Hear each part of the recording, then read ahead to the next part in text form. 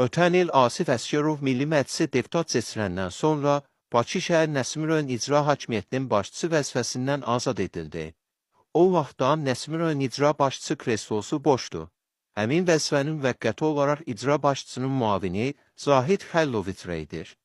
Hazırki vəziyyət budur ki, rayon icra hakimiyyəti aparatında vətəndaşların qəbulu ilə məşğul olan müraciətlərinə baxan yoxdur. Başqa müavinlər də hərə öz bildiyini edir. Xəllovun sözünü eşidən yoxdur.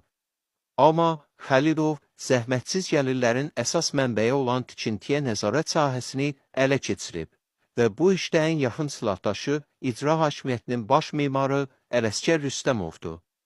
Əslində onların qeyd olunan müstəvidə işləri iş görməməkdən, daha doğrusu qanunsuz tikililəri aparan şəxslərə səni görmürük, sən də bizi gör deməkdən və göz yummaqdan ibarətdir. Yəni, tikinti məcəlləsinin tələblərinin müşayiəti ilə inşaat həyata keçirənlərə çətir tövsiyə edirlər. Məsələn, Nəsimi rayonu Mirzəval küçəsi 254 ünvanı ilə Həsən Seyidbəyli küçəsinin kəsişməsində yerləşən Çinar restoranının arxasında qanunsuz kabinetlər inşa edilir. Öyrəndiyimiz qədərincə sözgedən kabinetlərin inşasına görə icazə alınmayıb.